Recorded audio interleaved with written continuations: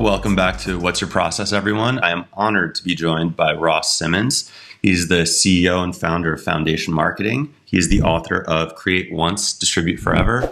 This is so awesome, Ross. It's good to see you. How are you? Dimitri, I'm doing well. Good to see you as well. Thanks for having me on. I'm excited. This is going to be a lot of fun. Absolutely. It's my pleasure, truly. So I'm going to hit you with the hard-hitting stuff first. What do people need to know about you, Ross? Yeah, so my name is Ross Simmonds. I'm from the east coast of Canada. Shout out to a small little spot called Nova Scotia. But I have worked with some of the biggest brands in the world, whether it's Canva, MailChimp, Procore, Eventbrite.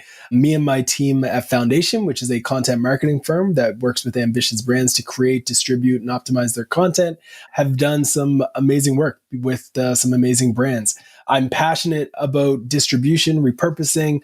I am passionate about fantasy football, being a dad of 3, and I love a good cup of kombucha in the morning and a nice glass of coffee or a cup of coffee around lunch, and then wrapping it all up with just some good old-fashioned H2O. But yeah, I'm a digital geek. I've been in the game for a long time and thrilled to have this conversation. That's awesome. And I think we're immediately going to have you back on to talk about hydration and your process for that. That was the most thorough kind of like run through of what you consume that I've ever heard. So fantastic. Very process driven. I'm very process driven. It helps though, right? Just like I think routine is really important and habit is really important. And like the less decision making you have to do, and that's not to like alleviate all decision making, but like the more you could focus on the big things as opposed to the little things, the more big things you'll accomplish. Exactly. These are the things that I do. And it makes it just a commitment to yourself that you have to follow. Absolutely. So the big question here, what is one thing you're world class at, Ross? I'd have to say content, repurposing, and distribution. Those are the two things. One thing, when combined, it's the concept of distribution, but that is the thing that I believe I am world class at.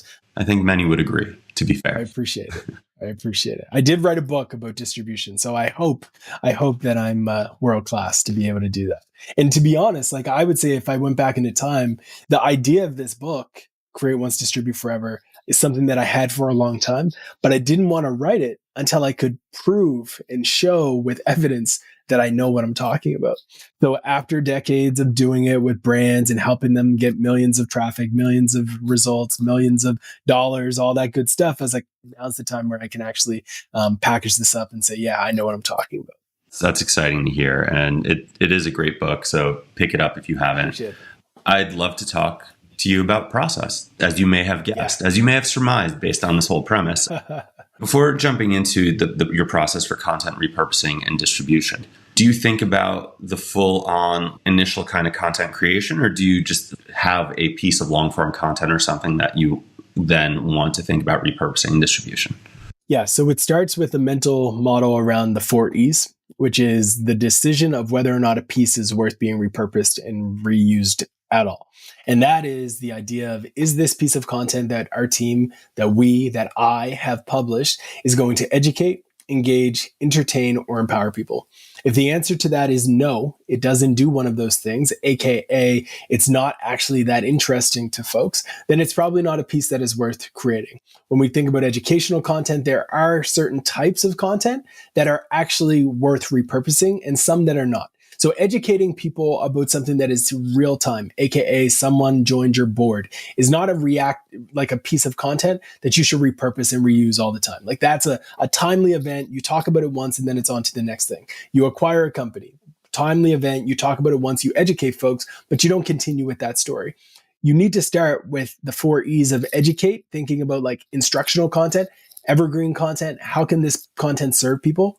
Engaging content, does it get people talking? And if so, it's probably something worth sharing again and again because the people who saw it the first time won't see it the second time, etc. Entertaining content that puts a smile on people's face or makes them feel inspirational or motivating.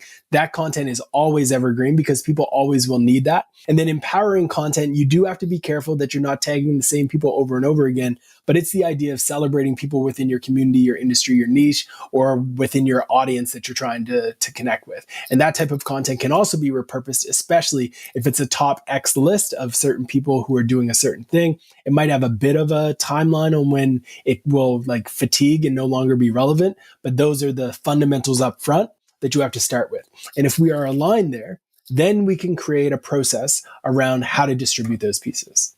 That's really cool. And honestly, I love that you have a process for even making this decision of like, is it worth it? Because I think a lot of people will just say, oh, well, I spent all this time writing, 5,000, 10,000 words, whatever it might be. Right. Clearly, this is going to be impactful for forever and everyone needs to see it. But the reality is, there are so many events that may occur that just ground it in a time and place as opposed to being like totally useful. So I love that you're thinking about from that standpoint. So once you've made that decision, right? Once you've determined that something is worth it, how do you get started? Yeah. So you need to find content user fit and channel user fit. So when you're thinking about content user fit, ideally, you know that these stories are resonating. So you start with the fact that you press publish. Now you're looking for micro signals that demonstrate that these pieces have traction. So are people tweeting with a quote and then adding comments? Are you seeing backlinks go to these pieces from publications, from bloggers and journalists? Okay, that's a signal. Are you seeing that these pieces are getting a lot of referral traffic from a random newsletter that your audience subscribes to? Are you seeing that you're getting a lot of referral traffic from a subreddit or a niche community or something like that? And you're starting to pick up on these nuances. When you see those signals, it means you have content user fit with a certain group of people. At that point, you now need to validate channel user fit. Are the people on these channels in which you're starting to see engagement the right people that you want to connect with? So you're going to literally go into these spaces and start to do a qualitative or quantitative analysis of whether or not the people within these communities match up with your ICP. So if I notice that a certain piece that I've published is generating a lot of traction on Hacker News, Y Combinator's community, I'm going to go into that community and I'm going to analyze who are the users on this site. Who are the people who spend time here? I could do that just qualitatively by analyzing and looking at the threads and trying to put together nuances. I can take the URL of Y Combinator's website and plug it into a tool like SparkToro, and it will give me insight into the professions of those people. I can pull the Y Combinator Twitter handle, submit that into a tool like Audience with an S or SparkToro, and it will give me audience behavioral insight around who these people are. And that now gives me an insight to say, okay, it's a bunch of engineers. Is that my ICP or ideal customer? If the answer to that is yes, then great. That means I am going to find a way to distribute my content more efficiently on that channel. So I'm going to take that piece that generated a lot of results and I'm going to comment and respond to other questions in Hacker News with a link to it. And then you do that across all the channels where you've seen signals. You're running this reverse engineering approach for channel user fit to understand how to spread your stories on that channel. So it could be YouTube, it could be TikTok, it could be Facebook. You go where your people are, and then you repackage the content that had signals and demonstrated quality into those communities consistently, time and time again. As you're doing this research, as you're looking for the content user fit, as you're looking for the channel user fit, you're always starting with those signals, right? So you're not just randomly picking a channel and hoping. Like you're seeing where there's activity first, right? So that's your first intent signal. You go there and then follow up. But how do you know, I guess, if there's a bunch of threads and there's seemingly like a reason why you would go in and comment, how do you know that the juice is worth the squeeze there? Because that seems like a lot of effort. It is. So you want to do a total addressable market analysis of the community and the space that you're going into. So some subreddits, for example, our marketing might have 1.5 million subscribers. That to me, in any marketing group, should be a signal that this is a channel that you should probably be on. If you are trying to connect with marketers and you're not paying attention to 1.5 million marketers in a subreddit, which is Reddit, the third most popular site in the US, then wake up. You're missing out on a massive opportunity. But there's also probably a small subreddit called, I'm going to make up something, kombucha marketers. There might be 20 people in that subreddit, and they might be talking about your content, but they probably potentially aren't the right people for your business. And they're not worth the squeeze because the sample size is so small. So the way that you want to also be thinking about distribution is the opportunity within these channels. And there's a few signals that you look at when you're trying to determine that. One is the sample size of the network and the channel itself at large. Then it's the community within that.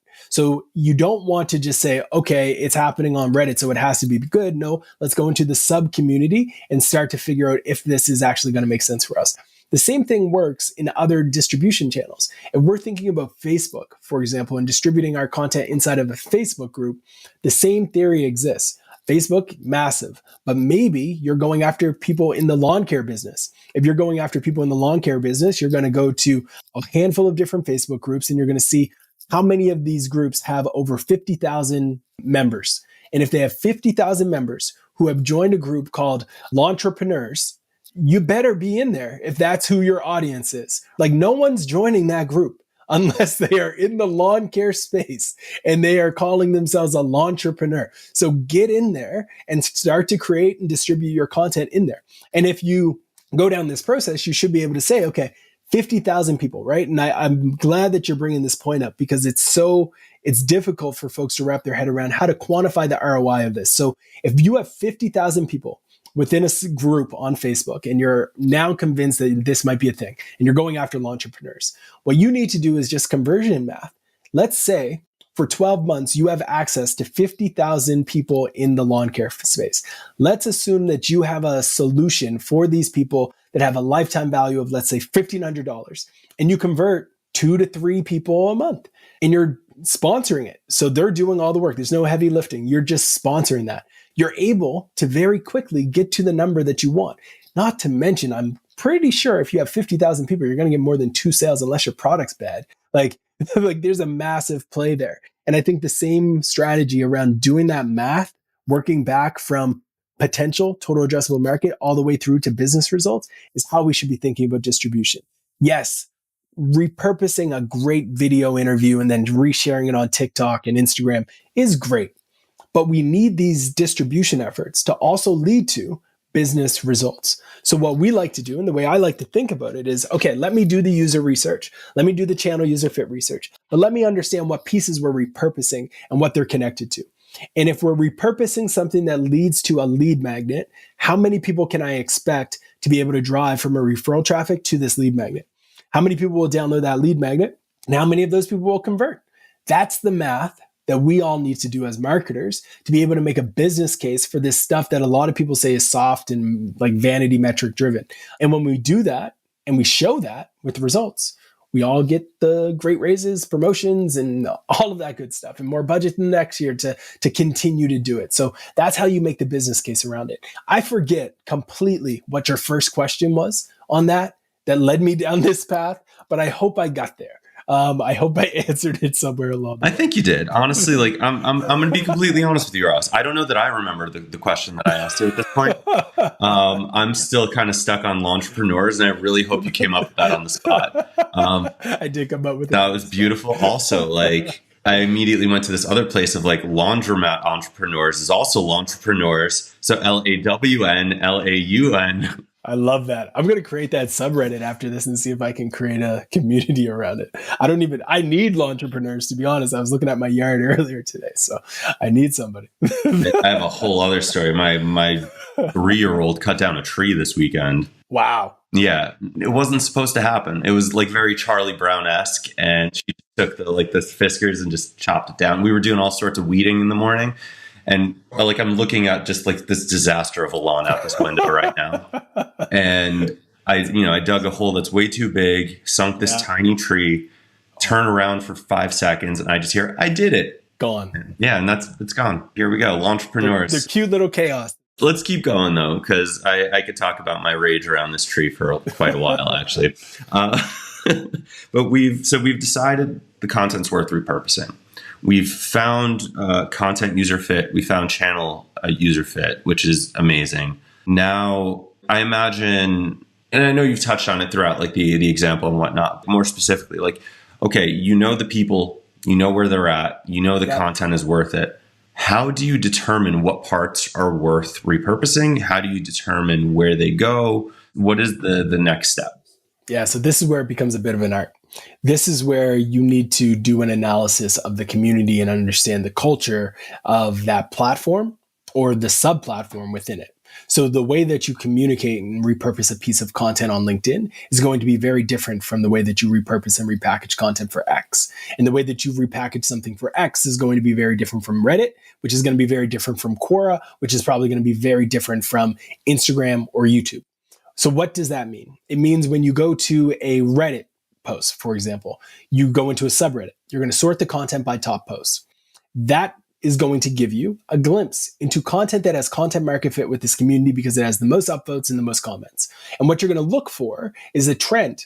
What is a trend that you can see in the top 40, 30 posts that demonstrate how this content worked? Why did this content resonate with these people? Maybe it's very transparent and people are talking about their numbers in a subreddit like Our Entrepreneur. Maybe in a subreddit like Our Barbecue, everything is beautiful pictures of steak and roast. You need to understand the nuance of what these communities want, and then you give it to them. You can do that same type of research on LinkedIn. You go to the search bar, you type in a hashtag that is relevant to your community and your audience, and you start to actually keep track and monitor what are the types of posts that are generating engagement. Right now on LinkedIn, you'll see the video is taking off. Why? Because they see that there's an opportunity to be the video platform for education in B2B. So they're going all in. Cool. Right now, for the next 6 months, 3 months, this is a play for you. So you see that, and you're like, we need to repurpose our content with video on LinkedIn. We see that on Reddit, they want transparent content. So this blog post that we created, let's create an imaginary blog post where we talked about how we scaled our kombucha company. That's a blog post that we've written. Now I know that when I go into the Our Entrepreneur subreddit, I'm going to be transparent and say, I scaled my kombucha company to 60K MRR. You have to show numbers because in the sort by top posts, I've seen that that's what people want. And then I start to talk about that. I show a screenshot literally from my Stripe account in that post. And that's what I'm going to shoot. But that's not the same post that I'm going to do on LinkedIn. On LinkedIn, because I know video is popping off, I'm going to get a screenshot of my Stripe account. I'm going to do a green screen in CapCut, and I'm going to record a video talking about how I grew my kombucha business. I'm going to use a lead at the beginning that's going to hook my audience the same way every other great video does. And then I'm going to hook them and I'm going to tell them about how I did my business. If they want more, check out the link below for the link to my blog post. Then you take that same methodology and you're going to go into a subreddit for kombucha entrepreneurs. It actually has 50 members. It might not be a lot, but you know that's your ICP because it's about kombucha and it's entrepreneurs. So you share the link, but you're not going to share it in the same way that you did in Reddit. You're going to jump into the group and say, hey, folks, I'm just like you. I'm a kombucha entrepreneur. Great to be here. I got a lot of value out of this group. I happen to create this piece. I think you folks would find value in it. Then you drop that link there. Then you go into another entrepreneur group on Facebook and you do the same thing. But instead of saying, I'm just like you, because these aren't just kombucha entrepreneurs, you're just like, hey, folks, I got a lot of value out of this group. I think you folks will get some value out of this too, especially some of the lessons that I learned scaling my company through marketing and digital, blah, blah, blah, blah, blah. Check it out. Let me know if you have any questions. I'd be happy to answer them. You do that in another group. Then on X, you create a thread. You create a thread where it's a picture of you at the forefront with this kombucha bottle and a bunch of dollar signs spinning around you. And then you have a thread that might start with, do you want to know how I scaled my kombucha company from X to X? Here's some of the things that happen. Want more? Check out the thread. Use the thread emoji. Then people go into that and they're hooked. At the bottom, you have a gate that gets them subscribed to your newsletter, and that's the play. So you replicate that type of thinking and the understanding that every audience is not the same. And then you apply creative excellence to those platforms with that thinking, and that's how you win. I love that. I think that's so cool and just such a great example and reinforcement of, create for the channel versus just spray and pray and hope that it kind of works out. Like there are two questions that I have based on that. The first is when you're looking at this trend data across the different channels, are you looking at the last week, the last month, the last year? Like, is there a predefined window that you kind of think about as really where you should focus? I like viewing things at all time. I have a fundamental belief that humans over assume and overestimate how much we change. And I don't think we change that much. I think that the humans today in the makeup is very similar to the makeup of like almost caveman days. And we just happen to have devices and we just happen to be a little bit more sophisticated and stuff. But like the things that move us are still the same. So because of that belief, I believe that the content that moves somebody in B2B marketing and SEO and kombucha and lawn care, et cetera, are the same stories that did 5 years ago, 6 years ago, 12 years ago, 9 years ago. I think it's all resonates the same. And the best validation of this to me is the fact that Disney can roll out The Lion King multiple times, throw Beyonce in the mix, and now it's brand new and it sells out. They can bring back Dalmatians, but then they use like real people, and it's the same exact story, just with new tech. So for marketers who are so caught up in this idea, we have to come out with something new all the time. Instead of doing that, why don't you just take insight from the content that has content market fit from 1999 or 2009, right? Or 2019 if you want to get very relevant, and then apply modern excellence to that. New data, new research, your story to the content that already worked. Because I believe truly that the content that works today is the same content that would have worked 10 years ago. The only thing that is different is that people continue to get older. So what's even more special about this is you can tell the same story, and those other people have retired. The people who loved it before retired. They're not there. They're not even consuming the content. So it's brand new to some folks. So I would look at all time. I'm not getting caught up in, oh, this is dated. I think it'll still resonate.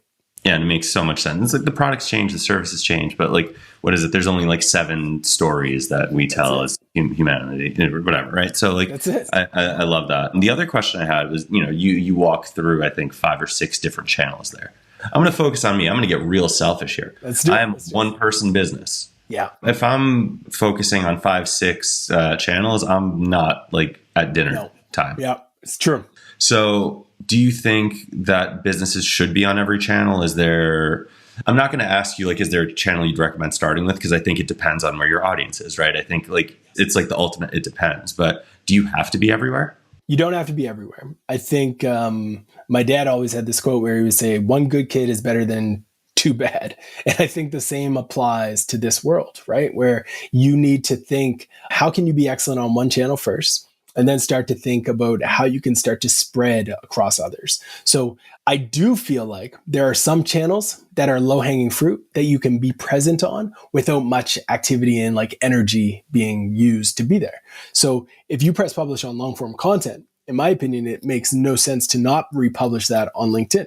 It makes no sense to not republish that even on Medium with a call to action at the end, telling people to get more on your website. These are viewed as, in my opinion, syndication channels. You want to syndicate your content through some of these passive plays, then be proactive on certain channels like LinkedIn video or LinkedIn on your personal account, and then be great at that.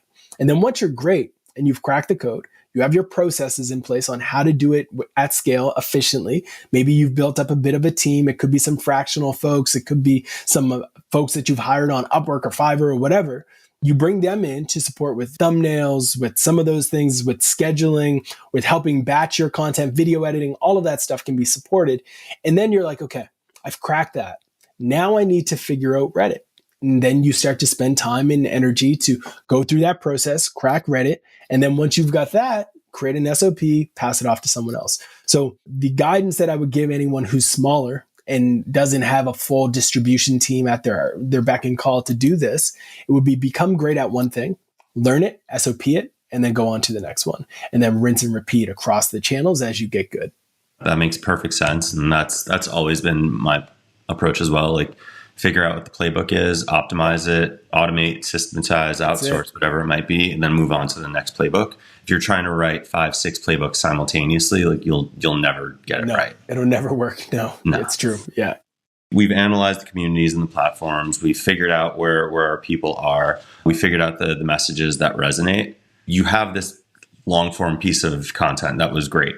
Yeah. Is it, I don't want to say as simple as, because like you ran through just a few moments ago, all of those examples of this is how you do it on Reddit, this is how you do it on LinkedIn. But like, are there any other considerations in terms of like creating the content or like recreating the content?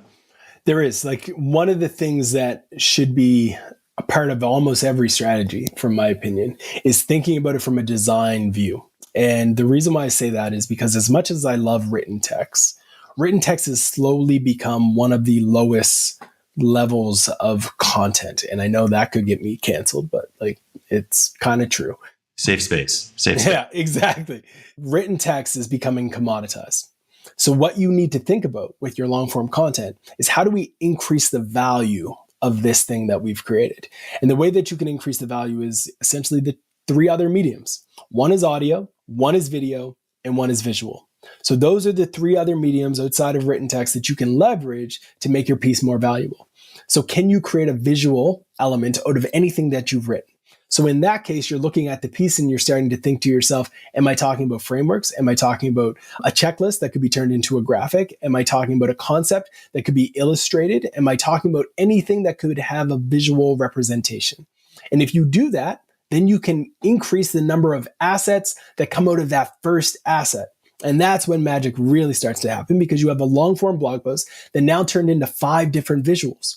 Cool. You know what those 5 different visuals mean? It means you have 5 different posts that you can share on LinkedIn, on X, on Facebook. It's 5 new newsletters that you can send through your email list. All of those graphics and visuals that you just created now have 5 different pieces. Amazing. Now, that is where you could go. Another place could be video. Is there a world where you look at the piece that you created and you don't just have one blog post? You have one long form blog post that covers 5 ideas. That means there's 5 ideas that could have individual videos, meaning that each section of your blog post no longer needs to be connected. You can now create micro videos for each section. Oh, did you just create 5 videos? Because that means you now have 5 video assets that can go on YouTube or be embedded directly in that blog post. So when somebody's reading this post, they can start to get lost more in your creative world, where they're reading it and they get to a section and there's a video. Cool. I watch your video. I got it. I'm interested. They keep scrolling. They see another video. They click, they watch it. I like this person. Now I'm going to subscribe. Now they're on your YouTube channel. They've subscribed to it. They've read your blog post. They're going to keep reading. They see more video. Now they feel a deeper connection with you. That starts to take this entire asset to the next level. Oh, you're an audio person. You like audio. Well, it turns out if you don't want to record an audio recording of you reading the blog post, you can use a tool like 11 Labs, where you can take the entire copy from your blog post, upload it there, create an AI version of your voice, and have it transcribe your blog post so it sounds like you're reading it, and somebody who wants to consume that content can do so directly on your post. Those becomes frameworks that you can apply to a long form piece every single time you press publish. Does it take time? 100%. Can it be accelerated with AI? Also 100%. You can now create deepfakes of yourself, right? Like you can use Hey Jen to go out and create a deepfake of yourself where all of those 5 ideas are now you talking into a camera, but it's not really you. It's well, it is you, but it's not you. And that's possible now. It's you. It's wild to think, but like that's where you can find efficiencies if you are willing to be scrappy. But that's where I would go with it. Like as much as I love books, like I've got tons of them behind me. I wrote one. The world loves video. The world loves video. People go wild over new movies. I haven't seen someone go wild over a new book for a very long time. It doesn't happen. It's actually kind of sad. Levels. I'm not going to lie. It is sad. It is sad, right? It is sad. But I can't hate on it. It is what it is. And for that reason, I think like you write that long form piece, you have to think about how can I turn this piece into something that's consumable by my audience in a way that they would enjoy and appreciate and share. And it might be video, which is great. Let's embrace it. Can we talk about the meta fact that in this process conversation, you've now given us like 3 other processes? That's true. We've gotten deep into a lot of them. I love it. It's like, processes, like sub processes and processes. It's really, really cool. Cause like, I think all of these things are really interesting in that, and then they give you really like a really good kind of idea of all of the different ways that you can repurpose and that you can distribute, right? Because again, like, we said it right at the start where you're not just going to like do the same thing one time and hope it works. You're going to curate, you're going to customize, but even within that, there's so many different ways to curate and to customize. So it's really cool. And like, I'm with you on video, but like, it's weird. Like we're recording this, and I see my face on this side of my screen. I'm like, like how do I do that? Right. Yeah. And I know there are a lot of people out there, but I also know that it's really important, and it's been impactful for my business. It's been impactful for a lot of people's businesses as well. And so, okay, fine. Maybe it's not me, and maybe I don't want to do it, but yeah, I can use a Hey Jen avatar, and I can use an 11 Labs, like, voice of my own, which is a weird thing to say out loud. I've never actually put those words out there. So it's like, there's also, we've gotten to this point where there's no excuse anymore either. It's like, you can't, I hate video, so I'm not going to do video. It's like, well, you don't actually have to be on video. It's pretty cool the ways you can approach this and still be successful in the ultimate mission of just distributing across the board. I love it. Well said. We've got this in 4 steps, which is really, it's like 4 steps, but like a bunch of like sub steps. For sure. This last one was like, think about it from design view. And then you just create, right? Like it's just easy. Yeah. Just create. Yeah, that's pretty much it. It's like you have to look for elements within the piece that you've developed that have legs or that you feel would resonate with people if it was a standalone idea. And that might be the test that you give yourself. It's like, okay, I've got something here. Does this live alone? Like, is there enough value within this piece that people would say this is worth sharing? And I like to give myself that question to reinforce whether or not it's something that you turn into a design asset. Is this a thing, when isolated from the blog post, is worth sharing? Would someone share this with their boss, with their colleague, with their peer, with their friend, with somebody in their network, on their own account, right? You have to ask yourself those questions. And if the answer is yes, then it's probably worth turning it into something. I love that. Any other thoughts or considerations on this? The only thing would be, don't feel overwhelmed. Like, I know folks are going to listen to this and they're going to be like, holy smokes, like, where do I start and how do I do it? So let's keep it very simple, folks. You start with the research to understand where your audience is and what the types of content are that they care about. Because if you can't get that right, then none of this is for anything, because you're just going to be creating content into the abyss and nobody's going to hear it. So you start with research. And then once you have validated it, then take many steps forward to get traction on the things that you've already created that are working, and then continue to do that. And then eventually start to branch out. It takes time, it takes effort, but it's worth it, especially if you believe truly that the things you're creating are valuable, because there's people who are out there right now struggling with problems that the content and the information that you've created could solve. So you should feel a little bit of pressure to say to yourself, yeah, I'm holding someone else back because I have too much fear of being judged or fear of how people will think about me because I'm not willing to distribute my content. And for that, I tell you that you should be on its own interested in distributing your stories. That's incredible. I'm fired up right now. I love it. I'm going to repurpose everything after this conversation. So Ross, just the last question here. What's next? It's less like, what are you repurposing and distributing next? But like, for you, I'm wondering, like, how are you thinking about the future of this? Like, what is going to be the next step? Or like, how are you looking to build on this process? The key is what you mentioned earlier. I think we're going through one of the most important times in human history around AI. So I'm working on a product right now called Distribution.ai. It's currently up for waitlist and beta, et cetera. But what we're essentially looking to do is automate all of the things that we talked about today. I believe there's a world where agents, where AI, where technology can augment us as humans, where we still play a key role from the creative level, but we have AI integrated with our processes to tackle some of the things that we've talked about today. I don't think people should need to read through the blog post to identify the moments that could be turned into visuals and design. I feel like we can get AI to do that for us. And that's what I'm spending a lot of my time thinking about and working with our engineering team to like crack.